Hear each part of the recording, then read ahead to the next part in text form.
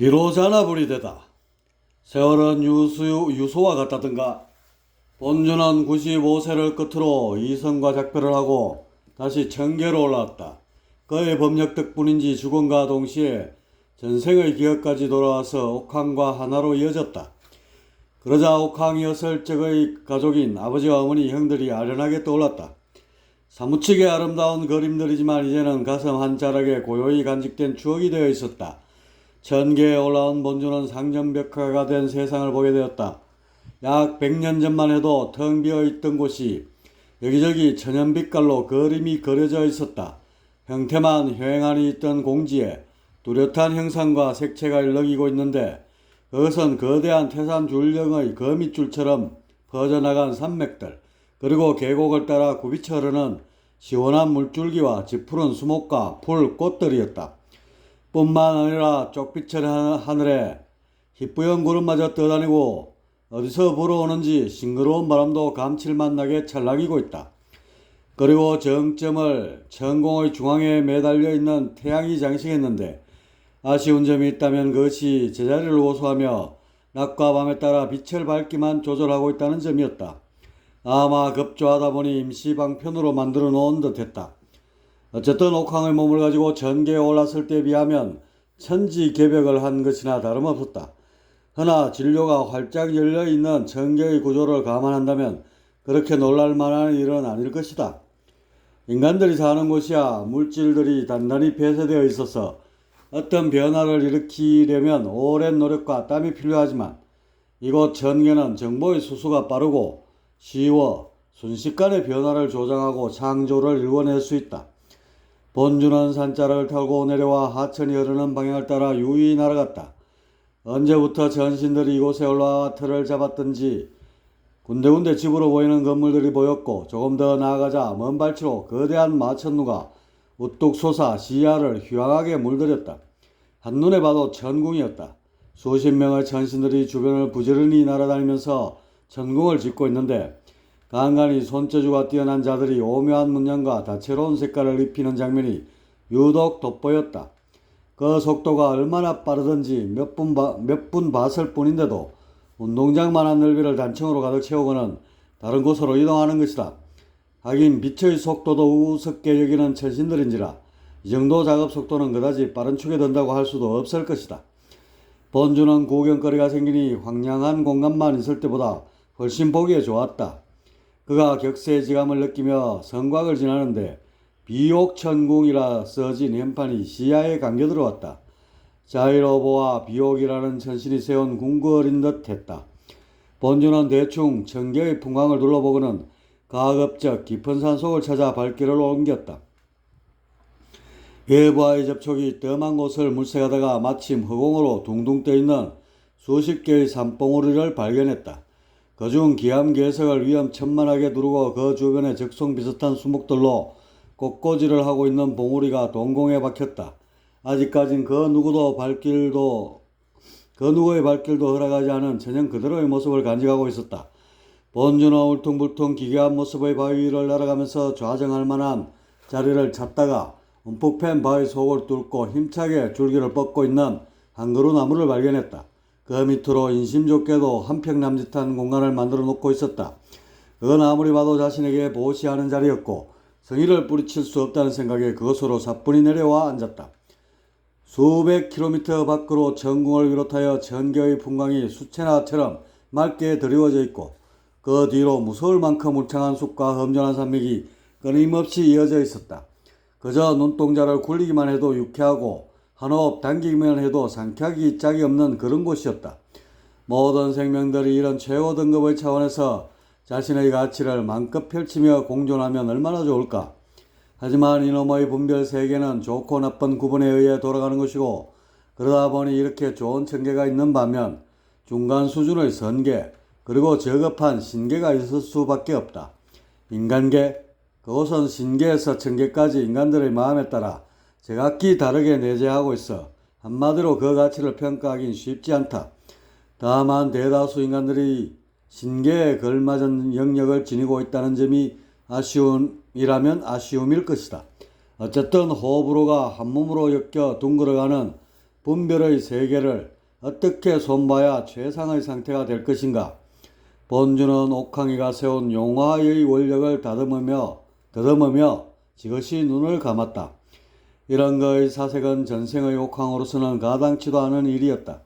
옥황은 있는 그대로의 정보만을 공유할 뿐 그 이후에 이어져 나오는 제2, 제3의 생각과는 담을 쌓았다. 하지만 본주는 인간적 삶을 통해 옥황의 그런 선천적 습성을 조금이나마 개선하게 되었다. 이제는 오감이 가져다주는 정보를 옥황처럼 물러서서 바라보지 않았고 그렇다고 그것에 휘말려 푹 빠져버리지도 않았다. 어떤 때는 바라봤고 어떤 때는 개입했고 또 어떤 때는 무시하고 잊어버렸다.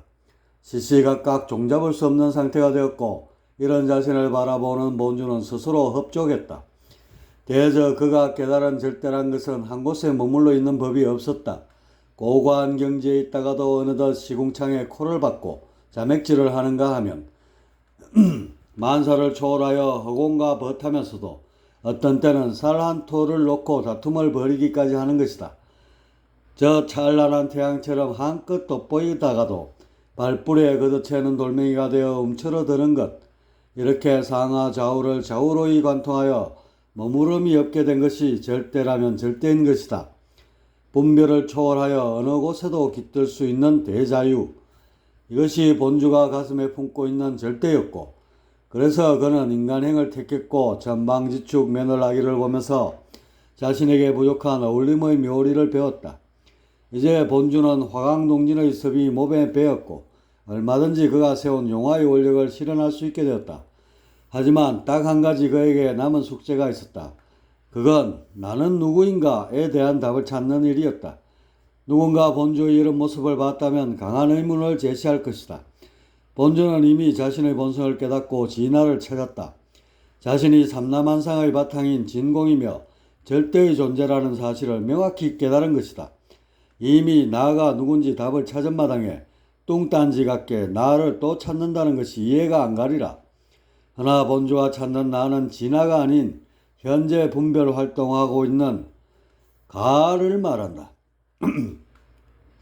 진화를 익히 찾은 본주가 가를 찾기 위해 화두산매에 든다고 하면 이 또한 기괴하게 생각할 수 있겠다. 하지만 모든 수행의 궁극은 가를 찾을 때 비로소 끝나게 된다. 진화를 바라보는 주체는 가이며 가를 바라보는 주체는 진화라는 단순한 이유 때문이다. 쉽게 말해 부처가 보이면 부처가 아니며 중생이 보여야만 비로소 부처가 되는 이치이다. 본주는 바로 부처를 볼 줄 아는 중생에서 탈피하여 중생을 바라보는 부처의 위치로 이동을 꿈꿨던 것이다. 이것이 본주에게 남은 마지막 화두였고 여태껏 어느 누구도 시도조차 못했던, 아니 상상조차 못했던 길이었다. 그렇기에 이런 길이 실제로 있을지, 만일에 있다면 어떤 결과를 초래할지 본주 자신도 확신할 수 없었다. 그런 막연하고 모호한 길이었건만 본주는 가지 않을 수 없었다. 그 길을 가지 않고는 자신이 생각하는 완성은 어디에도 없기 때문이다. 높은 경지에 올랐다는 천신들, 그들은 단지 부처 흉내를 내는 중생일 따름이다. 그런 고급 중생에 머물러 있는 것은 본주의 체질에 맞지 않았다. 만일에 그가 가는 길에 완성이 없다면 그저 한 점 먼지가 되어 허공 속으로 사라지는 편이 나을 것이라 생각했다. 완성이 아니면 소멸, 그 두 가지 외엔 본주의 안중에는 아무것도 없었다. 본주의 화두산매는 기품만 같다. 나는 누구인가 라는 화두를 붙들고 씨름을 시작한 것이다. 그 씨름이란 게 막무가내로 의무를 품는다고 해서 되는 게 아니다. 때로는 화두를 털어내고 무심으로 돌아가기도 하고 때로는 분별 속으로 푹 빠져들므로써 나의 속성을 체험해야 하는 것이기도 하다. 이런저런 전술을 두루 쓰면서 사방에서 조여와도 공략하기 힘든 것이 바로 나이다. 나가 누구인지 머리로만 아는 것은 소용없다. 그건 앞서 말했던 부처를 본 중생에서 멈추고 마는 까닭이다. 나가 여실히 보여야만 한다. 부처의 눈이 돼서 중생인 나를 봐야만 가히 분별의 딱지를 떼고 절대화할 수 있다. 중생에서 부처로의 위치이동, 이것이 성불의 마지막 코드이다. 그러니 웬만한 천신들이 한두 번쯤은 이런 화두를 잡았다가도 모두들 나가 떨어지지 않을 수 없었던 것이다. 본조의 마지막 도전, 성부를 향한 최초의 구도행은 이렇게 시작됐다. 모진 질풍에 쾌쾌한 낙엽이 온몸을 뒤덮건 서리빨 같은 냉기가 조석으로 내려 그의 몸을 바위처럼 굳게 만들건 그의 사전에 멈춤이란 없었다. 그렇게 장자불화의 상태로 30여 년의 세월을 흘려보냈다. 가끔 숲속을 지나던 천신들이 본주를 보고는 말을 붙여왔지만 그는 일체 아랑곳하지 않고 화두산매에 들었다. 100년이고 1000년이고 화두를 풀 때까지는 토사 자박하여 자리에서 일어나지 않으리라 굳게 다짐한 거였다. 주 토사자박, 노예가 시위를 토해 고치를 지어서 스스로를 갇히게 한다. 세속과 단결하여 수행산매에 들다. 는 뜻이다. 천신들은 이런 본주의 모습을 보며 본주 망좌란 성어까지 만들면서 조롱했다. 이미 무상의 존재라는 천신이 된 상태에서 더 높은 경지를 추구하고 있는 본주의 우매함을 지적한 것이다. 그래서 쓸데없이 시간을 낭비하는 경우에 그들은 여지없이 본주 망좌란 성어를 꺼내들었다.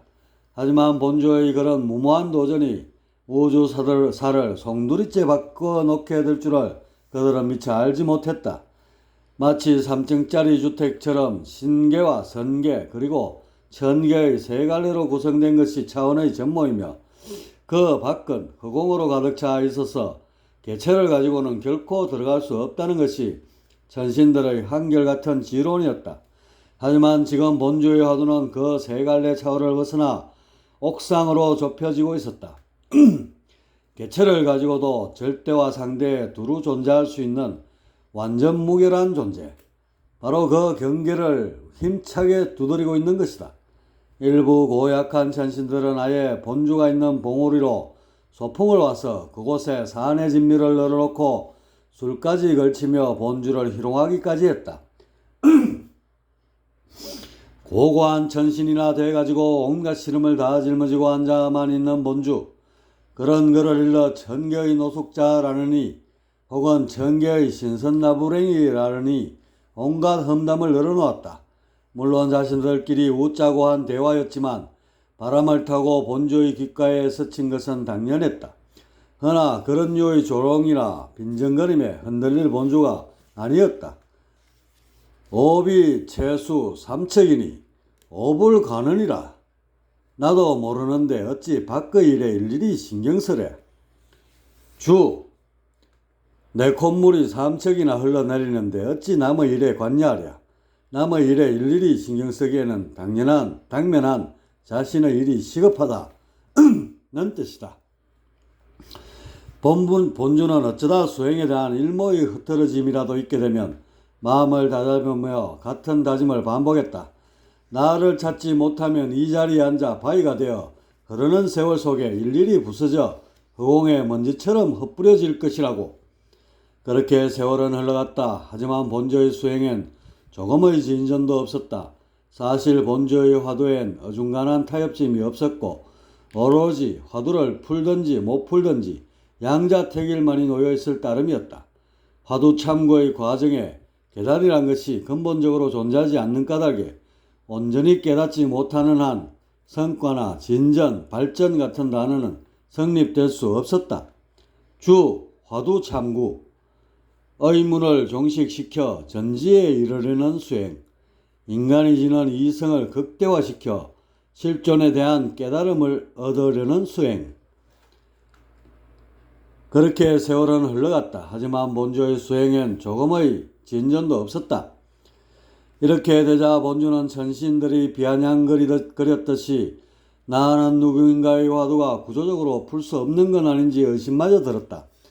그런 의심은 점차 회의감으로 바뀌어갔고 어느덧 허망함이 가슴 가득 몰려오게 됐다. 그런 허탈한 심정이 쌓이고 쌓여 목까지 차오르자 본주는 끝내 화두를 내려놓을 수밖에 없었다. 천신이 지닌 한계를 뛰어넘어 제3의 존재가 되려는 결의가 토담이 무너지듯 한순간에 꺼져버렸고 그 잔재 속에 남은 불씨마저 위토롭게 일렁이었다. 그러나 걷잡을 수 없이 불어오는 허무의 바람이 결국 그 불씨마저 놓쳐버리고 말았다. 이제 본조의 마음속엔 그 어떤 바람도 없다. 삭막한 고요만이 사방을 에워싸고 숨막히는 허무만이 얼음장처럼 다가왔다. 마치 생명이라고는 단 하나도 찾아볼 수 없는 동토의 땅처럼 꽁꽁 얼어붙었고, 그런 심중이었기에 이제 더 이상 생명으로 보기에도 어려웠다. 중생이 지닌 마지막 한꺼풀을 벗겨 허공의 세계로 나아가려던 본주의 웅대한 뜻은 이렇게 꺾이고 마는 것인가? 본주 망자의 놀림처럼 그는 잊지도 않은 옥상을 꿈꾸었던 것은 아닐까? 아, 허공과 주택, 절대와 상대를 자유로이 왕래할 수 있는 중간지대인 옥상, 그런 곳은 상상 속에서나 존재하는 허상이었단 말인가? 이런 옥황이 내세웠던 위대한 원력은 본주로 이어졌고, 그것을 이루기 위해 새로운 시도를 했던 것은 이제 헛됨을 자각하며 그렇게 싸늘히 식어버렸다. 훗날을 대비해 남겨둘 법한 불씨 하나도 없이 완전히 소각됐고, 이로써 본주로서의 생명은 종지부를 찍고 말았다. 그런데 자연의 오묘함이란 이런 것인가? 동토의 땅에 그 무언가가 미묘한 떨림을 일으키고 있다. 얼어붙은 대지를 뚫고 푸릇한 그 무엇이 고개를 쳐든다. 그건 분명 새싹이었다. 삶에 대한 희망을 잔뜩 안고 고개를 쳐든 의지의 산물이다. 그런데 세상은 그것이 기저귀를 펴기에는 혹독히도 추웠다. 그럼에도 새싹은 불굴의 의지로 줄기를 쭉 늘려 허리를 펴고는 내면 깊숙이에서 후끈하게 달아오른 그 무엇을 끌어온다. 뜨끈한 열기가 줄기를 타고 올라와 잎사귀를 타고 빠져나와 아지랭이를 피운다. 그러더니 삽시간에 온기가 서린 수증기를 지펴대기 시작했고, 차츰 동토를 녹이며 세상 구석구석으로 퍼져갔다. 온 누리가 훈훈한 열기에 휩싸여 수증기 속으로 사라졌고, 잠시 뒤 어디선가 불어오는 바람에 백색의 휘장은 거치고 세상은 다시금 드러났다.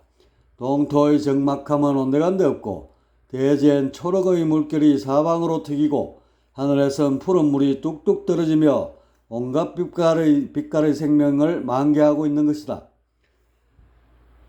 바로 이때 번쩍이는 섬광이 있었다. 그것은 태초에 일어났던 최초의 빛이며 까마득한 훗날 우주가 소멸될 때 발생할 눈부심이었다. 그런 시작과 끝을 장식하는 오묘한 섬광이 번쩍번쩍 전멸을 이루었고, 그와 함께 무언가가 검은 휘장을 내리고 올리고를 반복하는 것이다. 그 휘장의 끝에는 긴 털들이 일정한 간격으로 감아 올려져 있고, 그 안쪽으론 컴컴한 허공만이 휑하니 놓여 있다. 놀랍게도 그곳에서 연신 섬광이 일어나 바깥 세계를 바라보고 있는 것이다. 허공의 섬광, 그건 바로 본주의 눈이었다. 어느덧 본주는 자신을 구성하던 개체가 사라지고 허공이 되었다. 그곳에 두 개의 구멍을 뚫고 세상을 보고 있는 것이다. 자신의 눈끝에 대롱대롱 매달려 있는 본주란 가도 보이고, 그 바깥으로 펼쳐진 기묘한 풍광과 싱그런 생명들은 사무치도록 아름답기만 하다. 그의 눈꺼풀이 내리면 세상은 한순간에 절대가 되고, 다시 올리면 상대가 되었다.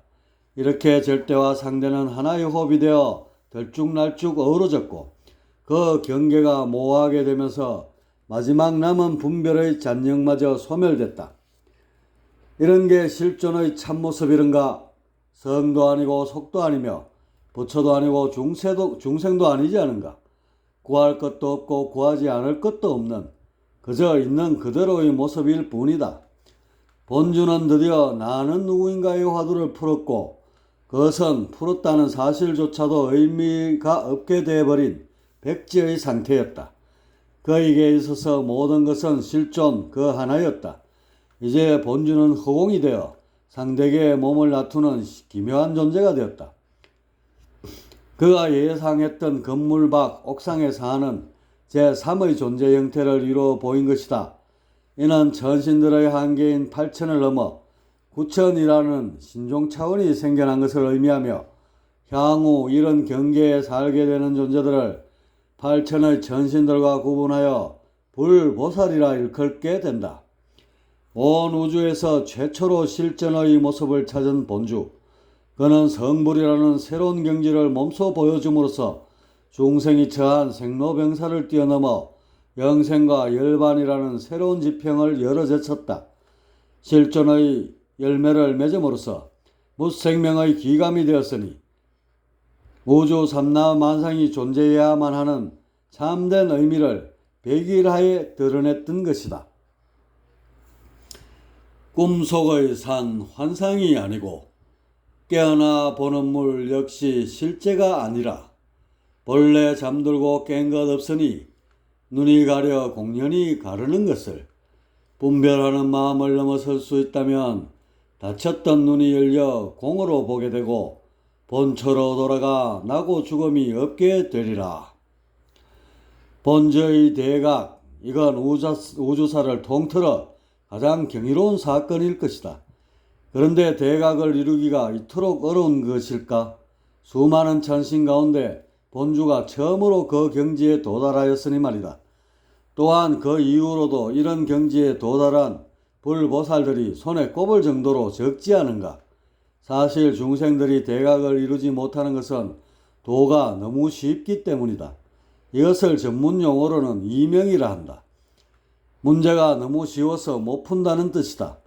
도가 너무 쉬워서 천년만년 구도에 매달려도 그 답을 얻기 힘든 것이다. 만일 어려웠다면 적잖은 천신들이 건덕진 노력을 통해 기어코 풀어낼 테고 장구한 세월 속에 부처는 절비하게 됐을 것이다. 온 누리를 통틀어 가장 쉽고 단순한 것, 그것이 바로 도이다. 그래서 중생들은 감히 도에 범접하지 못하고 피조물이라는 무명에 갇혀 끊임없이 헤매고 있다. 있는 그대로 보면 대각을 이루건만 그들은 절대 그렇게 하지 않는다. 온갖 것을 섞어 분별로 보고 심지어 수행자들조차 무심, 초월, 진리, 선정, 열반, 공, 도, 부처 등을 섞어서 바라본다. 이러니 허공의 눈을 가질 수가 없는 것이다. 그냥 보면 부처인데 이게 그렇게 어렵고 힘들며 고고한 천신들조차 이것이 안 되어 중생에 머물러 있는 것이다. 이제 본주는 온누리에서 최초로 대각을 이루어 부처가 되었다. 이런 글을 일러 불도에서는 비로자나불, 선도에서는 원시천존, 옥황상제, 옥상원성, 구천응원, 뇌성보화, 천존 등으로 다양하게 부른다. 명칭이야 어떻든지 본주는 삼계의 하느님이 되었고 온누리의 중심이 되었다. 그 이름도 거룩한 삼계 본주 옥상원성, 그는 이렇게 해서 탄생하게 되었다. 주 삼계, 천, 허공, 지, 더전, 인, 생명을 말한다. 그러던 어느 날이었다. 본주의 깊은 선정을 깨우는 소리가 있었다. 격의 없이 본주를 향해 날아온 소리는 한 여선으로부터 출발한 그였다.